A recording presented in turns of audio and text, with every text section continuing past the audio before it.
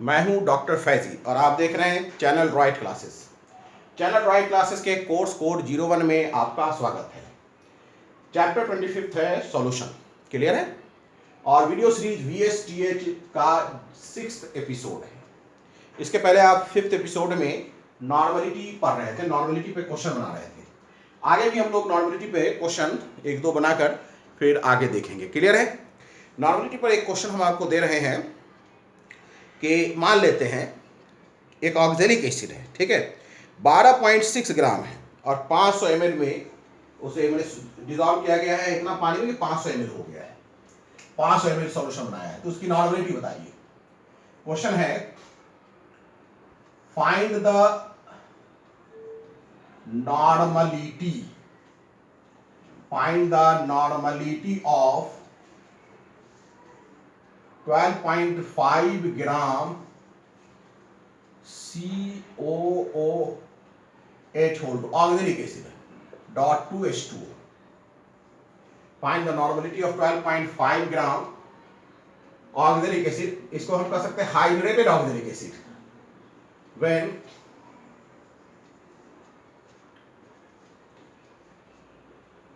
when it is dissolved in water to form 500 ml solution, 500 ml solution. Clear है? चलिए इसको solve करते हैं। पहले तो हम लोग क्या निकाल लें, मोलर मास। मोलर मास क्या निकल जाएगा, कार्बन का 12, ऑक्सीजन का 16 16 32 और एक 3 33।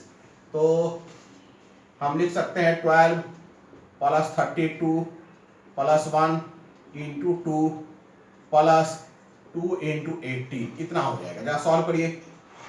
1 2 3 2 5 3 1 4 45 इंटू 2 यानी 90 हो गया ना, 90 प्लस 18 दूनी 36, तो कितना हो गया 6 और 9 3 10 11 12 126 126। चेक करिए तो सही है ना।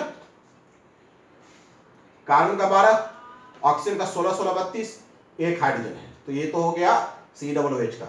तो 2 1 3 2 5, ठीक है, और 3 1 4, तो 45 इंटू 2 90, उधर हो गया 2 वाटर 2 इंटू 18 36, 6 और 9 3 12 126। तो इक्विवेलेंट वेट क्या हो जाएगा, इक्विवेलेंट वेट बराबर 126/2। 2 क्यों, क्योंकि ये जो हाइड्रेटेड है COOH डॉट 2H2O, इसमें रिप्लेसेबल H जो है यही दोनों है, यानी बेसिसिटी 2 है। तो इक्विवेलेंट वेट हो गया 2 छक्के 12 2 तिया 6 63। इक्विवेलेंट वेट निकल गया। अब इक्विवेलेंट वेट निकल गया तो हम आसानी के साथ नॉर्मलिटी भी निकाल सकते हैं। देखिए कैसे, अगर इक्विवेलेंट वेट निकल गया तो हम आसानी के साथ नॉर्मलिटी भी निकाल सकते हैं। चलिए देखते हैं कैसे निकलेगा, कैसे बात करिए। नॉर्मलिटी इज इक्वल टू क्या है, 12.5 ग्राम। वेट तो 12.5 ग्राम लिखा है ना भाई, तो नॉर्मलिटी का फार्मूला इस्तेमाल करिए। नॉर्मलिटी बराबर 12.5 इंटू 1000, क्योंकि वॉल्यूम किसमें है 500 ml में। इक्विवेलेंट वेट क्या निकला है 63। अब इसका हो गया, बना लीजिए, ठीक है, इसे सॉल्व कर लीजिए। ये 2 टाइम्स जाएगा तो ये हो जाएगा 2 5 10 1 2 2 4 1 5 2 1 2, यानी 25.0/63। इसे आप सॉल्व कर लें, ठीक है। ये कोई बड़ा इशू नहीं है, इसे आप चाहें तो आराम से सॉल्व कर सकते हैं। क्लियर है ना। चलिए अब हम एक नया क्वेश्चन देखते हैं। नया क्वेश्चन, जस्ट सी इट। क्या है भाई नया क्वेश्चन, क्वेश्चन है what is the meaning of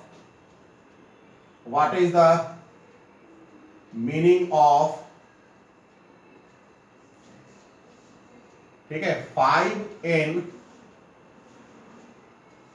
what is the meaning of, ऐसे लिखिए 500 ml 5n NaOH सॉल्यूशन। क्या मतलब है? What is the meaning of 500 ml 5n NaOH solution? देखिए इसे समझिए, 500 ml 5n NaOH सॉल्यूशन, जब भी ये लिखा जाता है तो इसमें ये पार्ट क्या, वॉल्यूम ऑफ द सॉल्यूशन है, वॉल्यूम ऑफ द सॉल्यूशन है। ये क्या है, स्ट्रेंथ या concentration in terms of normality है, concentration in terms of normality है। NH क्या है, सॉल्यूशन का नाम है, यानी NH सॉल्यूशन का मतलब क्या है, NaOH सॉल्यूट है, NaOH सॉल्यूट है। अच्छा सॉल्वेंट नहीं दिया हुआ है तो वाटर हो जाएगा, सॉल्वेंट, वाटर सॉल्वेंट है। अगर कोई सॉल्वेंट मेंशन न किया जाए तो आप हमेशा पानी को सॉल्वेंट मानेंगे, ये इसका मतलब है। क्लियर है? अब यहां एक बात समझिए, सॉल्यूशन 500 ml है, लेकिन ये इसका 5n जो है इसका स्ट्रेंथ या कंसंट्रेशन है, मतलब कि इस सॉल्यूशन में कितना, इस सॉल्यूशन का कंसंट्रेशन क्या है वो ये बता रहा है। और 5n का मतलब क्या है कि 5 इक्विवेलेंट प्रेजेंट है 1 लीटर में, 5 इक्विवेलेंट प्रेजेंट है 1 लीटर में, तो 500 ml में कितना होगा भाई, 2.5 इक्विवेलेंट, 2.5 इक्विवेलेंट। ठीक है, 5n क्या बता रहा है, concentration in terms of normality. इसका भी मतलब समझिए, what is the meaning of 5n NaOH solution, what is the meaning of 5n NaOH solution, what is the meaning of 5n, what is the meaning of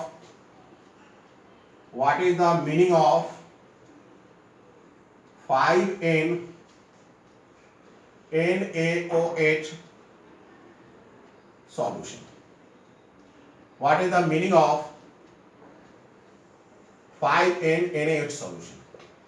आपको बताना है कि 5n NaOH solution का क्या मतलब है।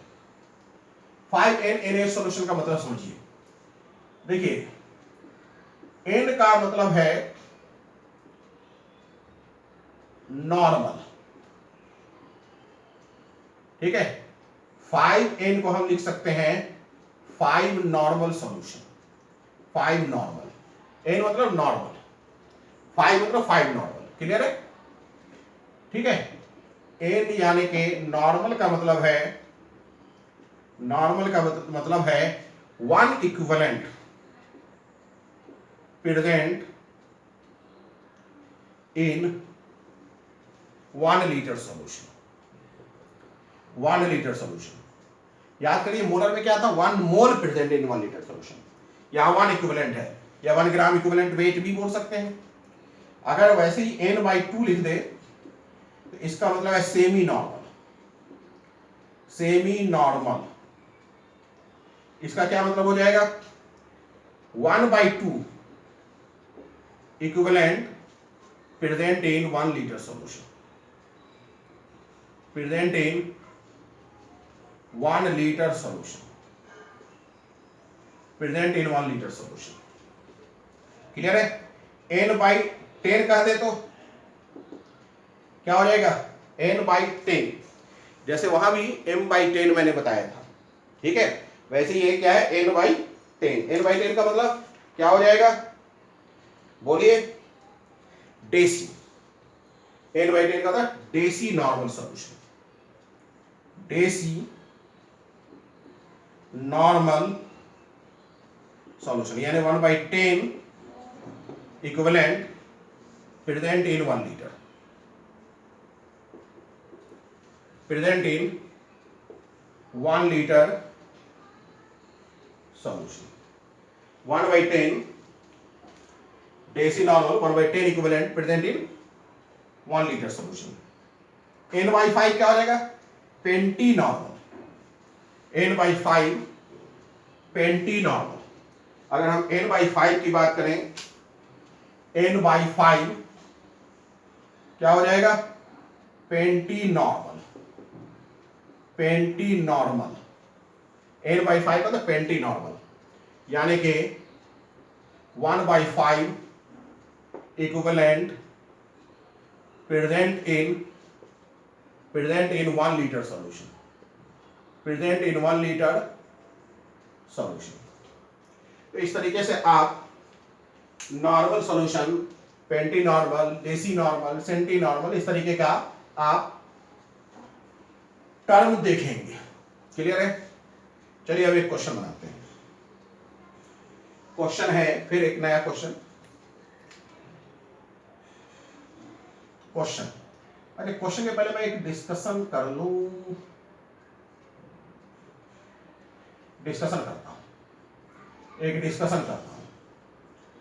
डिस्कशन ये है, समझिए इस चीज को। डिस्कशन ये है कि अगर हम आपको एक सॉल्यूशन दें, एक सॉल्यूशन दें, यानी कि एक हमने टेस्ट ट्यूब लिया है, उसमें सॉल्यूशन दिया है, ठीक है। सॉल्यूशन को लेवल किया है, लेवल का मतलब कि बताया कि सॉल्यूशन क्या है।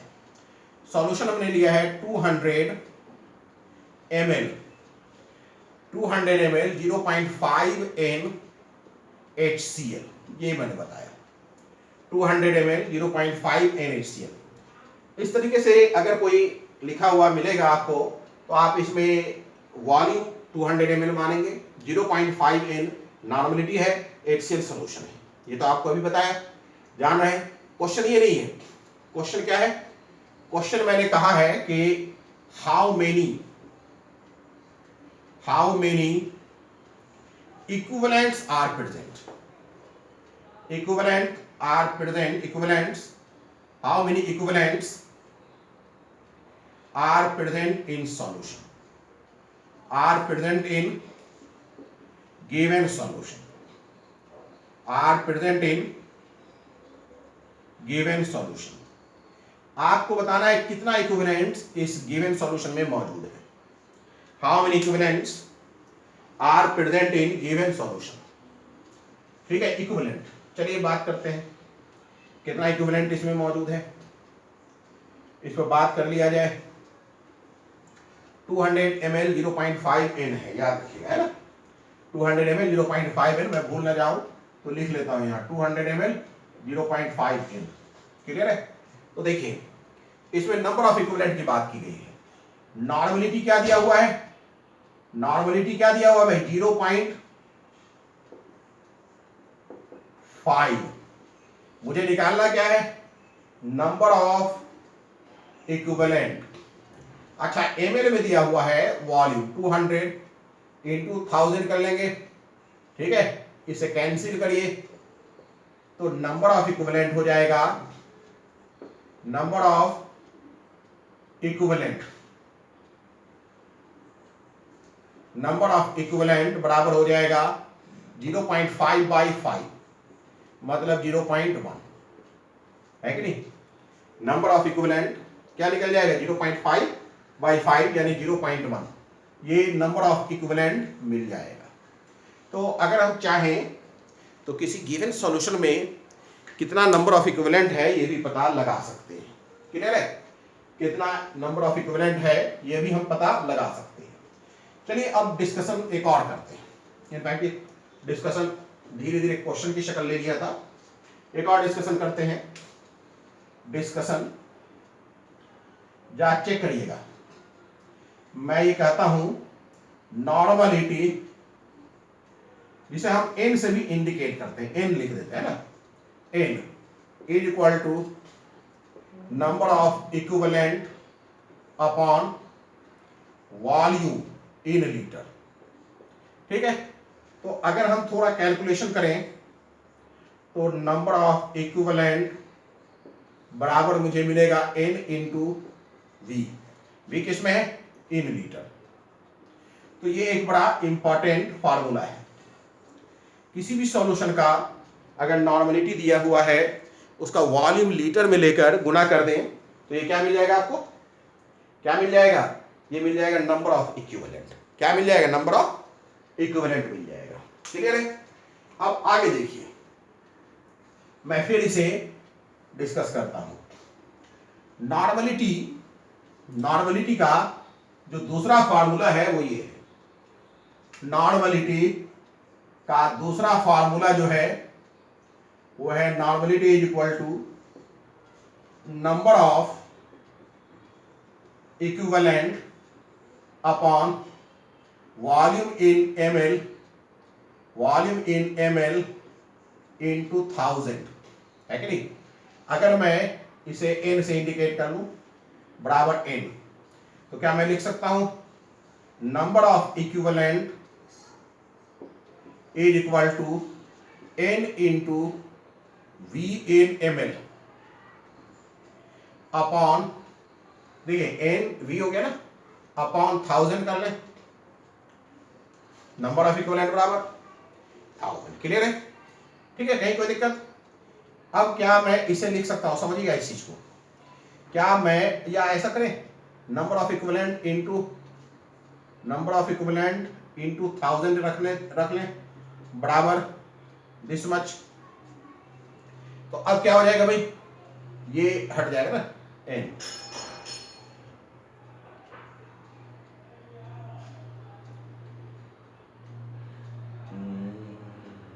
ये गुना में है तो नीचे आ जाएगा ना बंदा। किसमें आ जाएगा भाई? ये आ जाएगा। वही तो मैं सोच लिया हूं। नंबर ऑफ इक्विवेलेंट बराबर क्या हो जाएगा? n इंटू वी, और ये नीचे आ जाएगा। गुड। क्या मैं इसे लिख सकता हूं नंबर ऑफ इक्विवेलेंट इंटू 10⁻³ बराबर n into V in ml?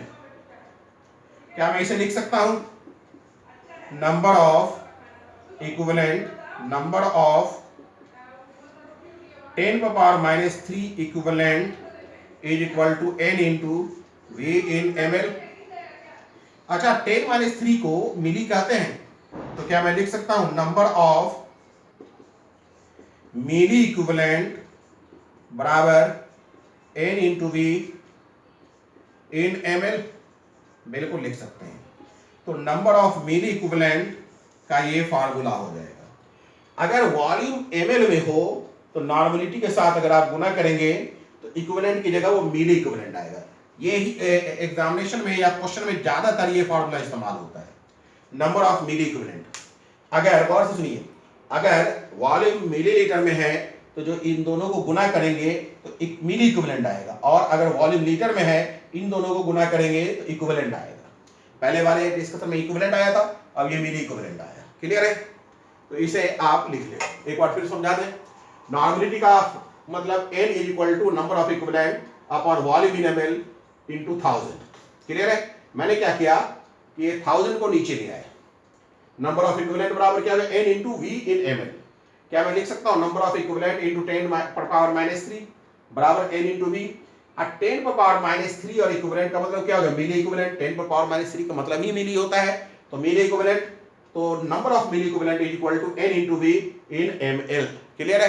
तो ये आपको नॉर्मलिटी का एक डिस्कशन हो गया कि नॉर्मलिटी के केस में अगर हम वॉल्यूम को नॉर्मलिटी से गुना कर दें तो इक्विवेलेंट आएगा। कब? जब लीटर में हो, और अगर ml में है तो मिली इक्विवेलेंट आएगा। ऐसा ही डिस्कशन हम लोगों ने मोलरिटी में किया था। याद रखिए, मोलरिटी को वॉल्यूम इन लीटर से गुना कर दें तो नंबर ऑफ मोल आ जाएगा, और वॉल्यूम इन ml से कर दें तो मिली मोल आ जाएगा। लेकिन अगर नॉर्मलिटी को वॉल्यूम इन ml से कर दें तो मिली इक्विवेलेंट आ जाएगा, नॉर्मलिटी को वॉल्यूम इन लीटर से कर दें तो नंबर ऑफ इक्विवेलेंट आ जाएगा। क्लियर है? तो नॉर्मलिटी और मोलरिटी को कंपेयर करते हुए चलें। ठीक है? अब देखिए कुछ क्वेश्चंस देखते हैं। लिखिएगा questions. Find the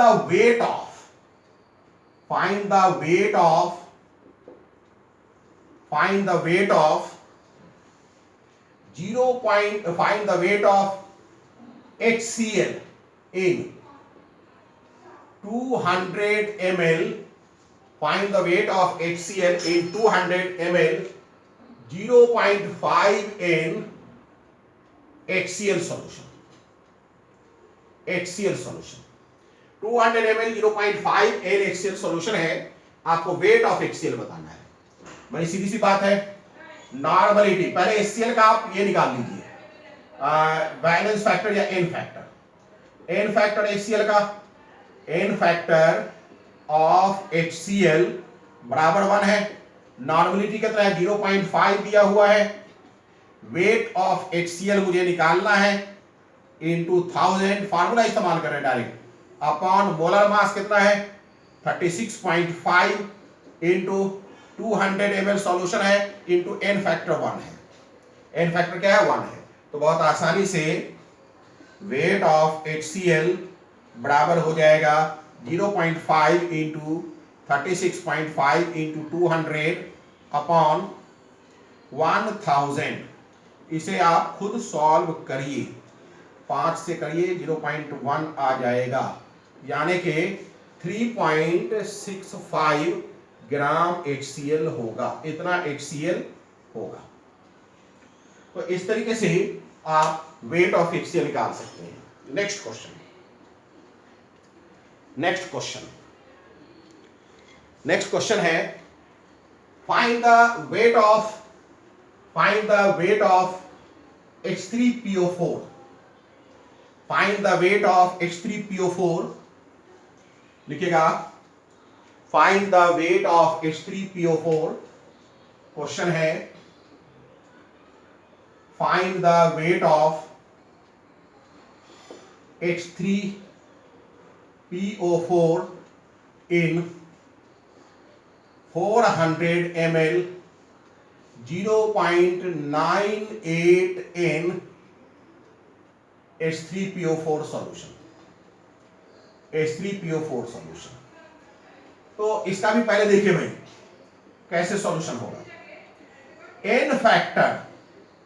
N factor of H3PO4 बराबर 3 होता है.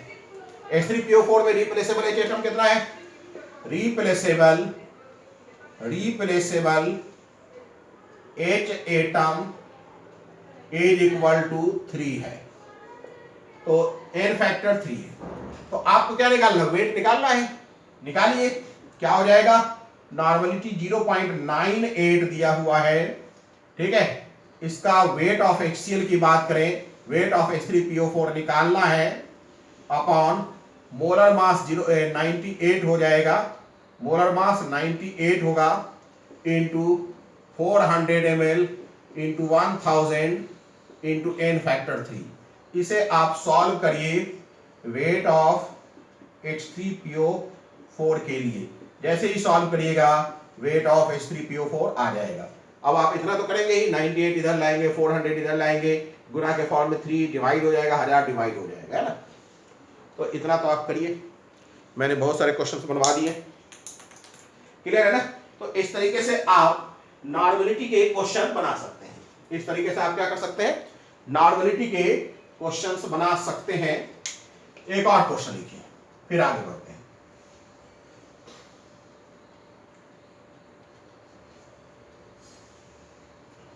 लिखिएगा find the number of equivalent present in. Question है find the number of equivalent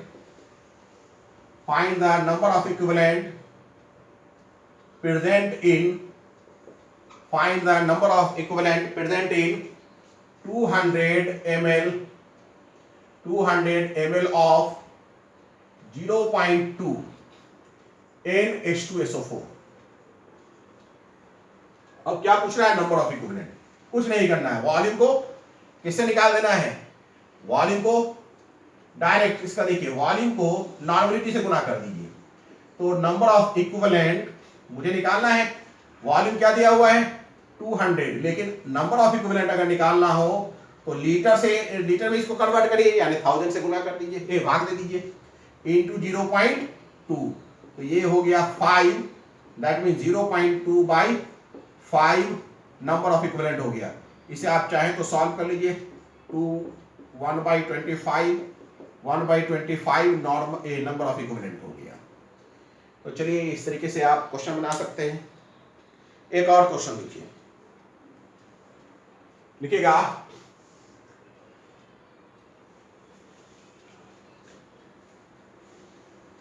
how many gram of HCl, how many gram of NaCl, लिखिएगा how many gram of NaCl is required, how many gram of NaCl, question है how many gram of NaCl is required, how many gram of NaCl is required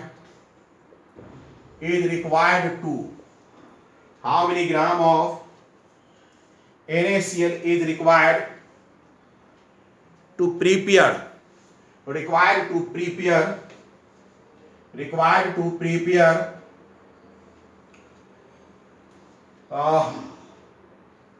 300 ml of 0.2 n।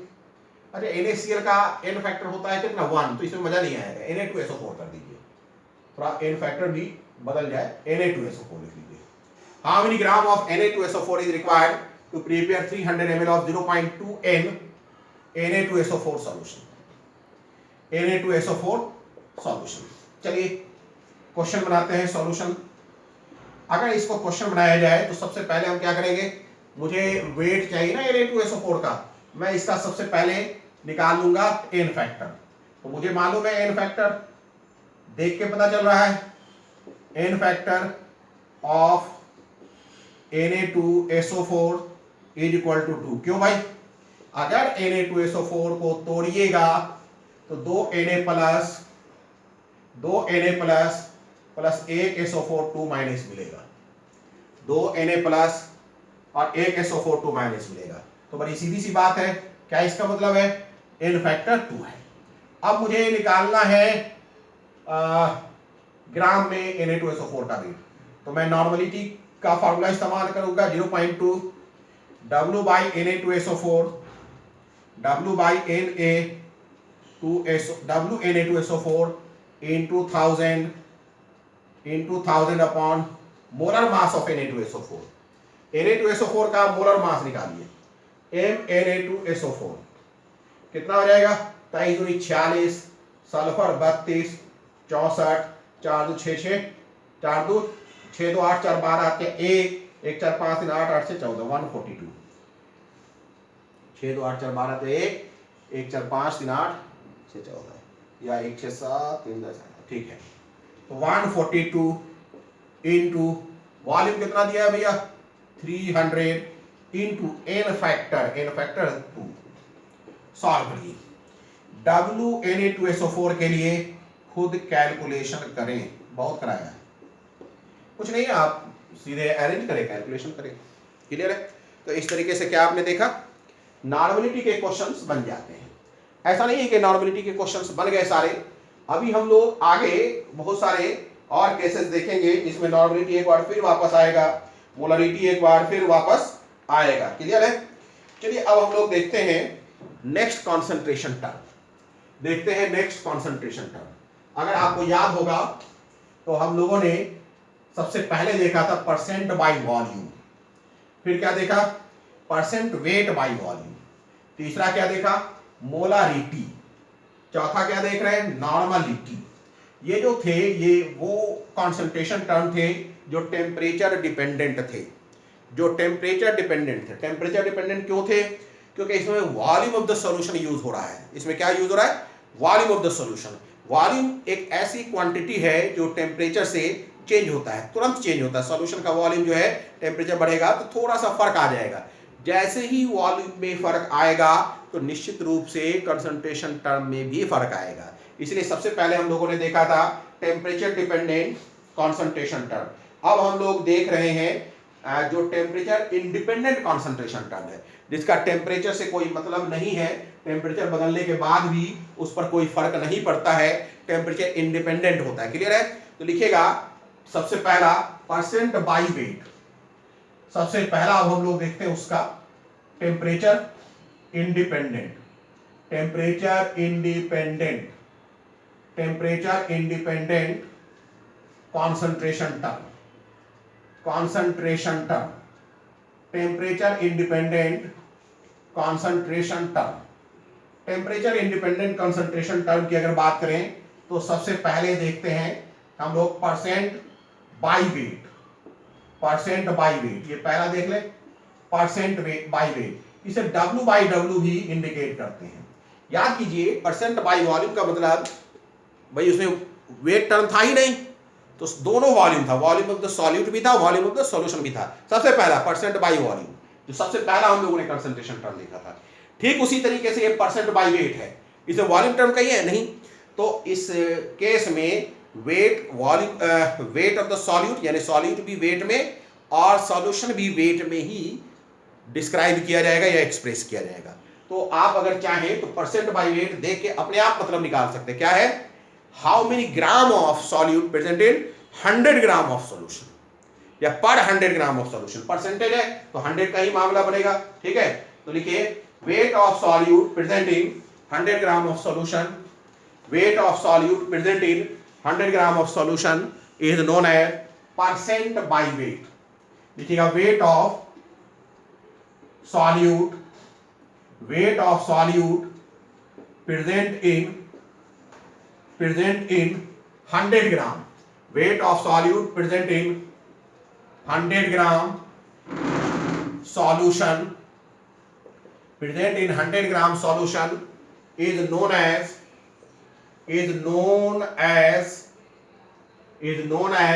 percent by weight, is known as percent by weight, is known as percent by weight।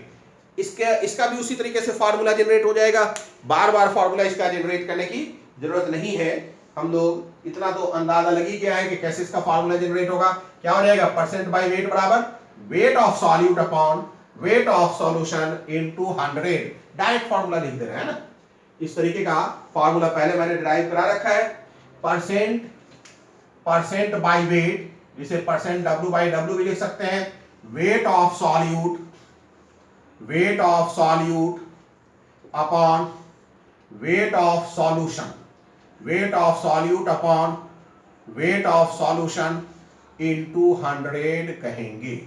ये percent by wait का formula हो गया।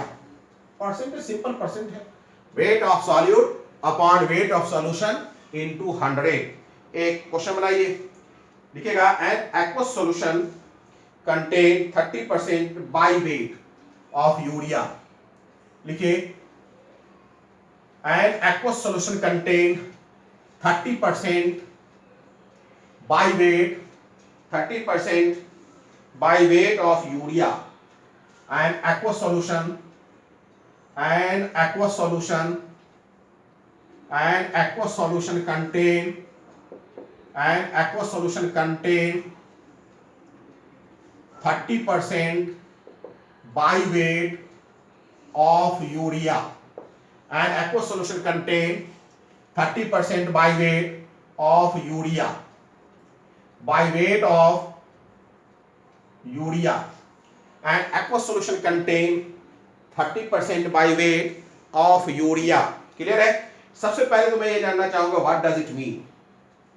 ठीक है, पहला question है what does it mean, what does it mean, what does it mean, इसका मतलब क्या आप लगाते हैं, व्हाट डज इट मीन।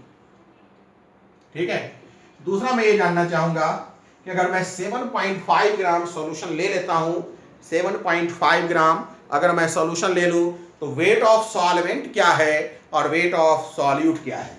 लिखिएगा what is the weight of solute and solvent, what is the weight of, what is the weight of solute, weight of solute and solvent, what is the weight of solute and solvent in 7.5 gram of solution, in 7.5 gram of solution, 7.5 gram solution में weight of solute भी बताना है और solvent भी बताना है।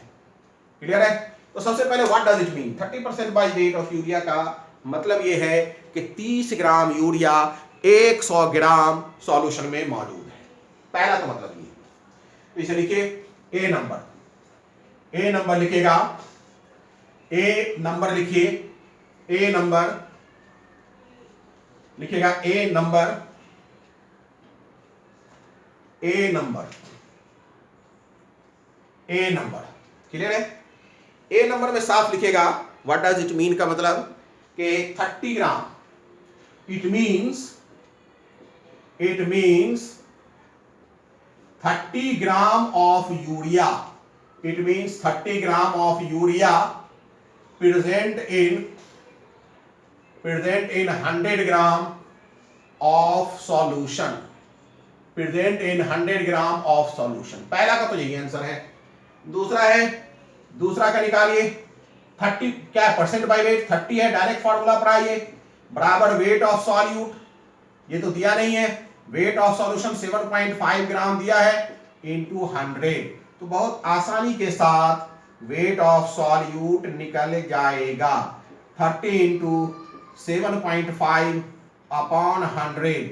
ये देखिए 7.5 को अगर हम 10 कर दें, नीचे 10 लिखें, ये भी खत्म, तो ये और ये कैंसिल, 25 दिया 75, 25 चौके 100, 9/4, अगर हम 4 को 9 से डिवाइड करें, 4 1 जा 4, 4 2 जा 8, ठीक है, 1.4 2 जा 8, 2 20 हो जाएगा, 4 5 20, मतलब 2.25, मतलब क्या है 2.25 ग्राम। अब अगर वेट ऑफ सॉल्यूट आपको मालूम हो गया तो वेट ऑफ सॉल्यूशन कैसे निकलेगा, weight of solvent, weight of solvent is equal to weight of solution जो कि 7.5 है और माइनस वेट ऑफ सॉल्यूट जो कि 2.25 है, तो इसका माइनस कर लीजिए, 5 5 10, ये हो गया 4, 2 2 4, ठीक है, 5 5 10, ये हो गया 4, 2 2 4, और ये हो गया 5.25 ग्राम। ये है सॉल्वेंट का वेट और ये है सॉल्यूट का वेट। तो चलिए इस एपिसोड में इतना ही, लेकिन अभी हमारा कंसंट्रेशन चल रहा है। आप ये याद रखिए कि हम जो भी टॉपिक पढ़ते हैं वो एक जरूरी नहीं कि एक वीडियो पे खत्म हो जाए, क्योंकि 30 मिनट से 40 मिनट्स के बीच का हम कोशिश करते हैं बनाने का, छोटे छोटे वीडियोस बना रहे हैं, लेकिन कॉन्टिन्यूटी में पढ़े, आप एक से ज्यादा वीडियो एक ही दिन देखें। क्लियर है? चलिए आज इतना ही। अगर वीडियो पसंद आ रहा हो तो शेयर लाइक वगैरह करें, रिकमेंड करें, डिस्क्रिप्शन बॉक्स में जरूर देखिए, ये कंप्लीट मुकम्मल एक कोर्स है, इसे अगर आप कर लेंगे तो कोई ज़रूरत नहीं है कि इसके लिए आप किसी कोचिंग में जाएं। क्लियर है? निश्चित रूप से क्या है भाई, ये आपको फ्री मिल रहा है और व्हाट्सएप नंबर भी सभी में दिया जा रहा है। व्हाट्सएप नंबर से आप कोई भी डाउट क्लियर कर सकते हैं। बात समझ में आ रहा है? व्हाट्सएप नंबर डिस्क्रिप्शन बॉक्स में दिया जा रहा है, ठीक है, आप व्हाट्सएप से डायरेक्ट कांटेक्ट कर सकते हैं अगर कोई डाउट हो। अच्छा, मैं बहुत जल्द ही संडे का संडे या कोई एक दिन फिक्स कर दूंगा जिसमें मैं डाउट सेशन चलाऊंगा। उस वक्त जिसको भी डाउट हो मैं पहले ही यूट्यूब के जरिए प्रोग्राम बता दूंगा, अभी नहीं, 1 महीने के बाद प्रोग्राम बता दूंगा कि भाई ये इस दिन ये चैप्टर, इस दिन ये चैप्टर, इस दिन ये चैप्टर का डाउट है, आप डायरेक्ट पूछ लीजिए। क्लियर है? अच्छा, इसके पहले जिसको भी पूछना हो डायरेक्ट व्हाट्सएप पर आप कांटेक्ट कर लीजिए। ठीक है, चलिए, गुड डे।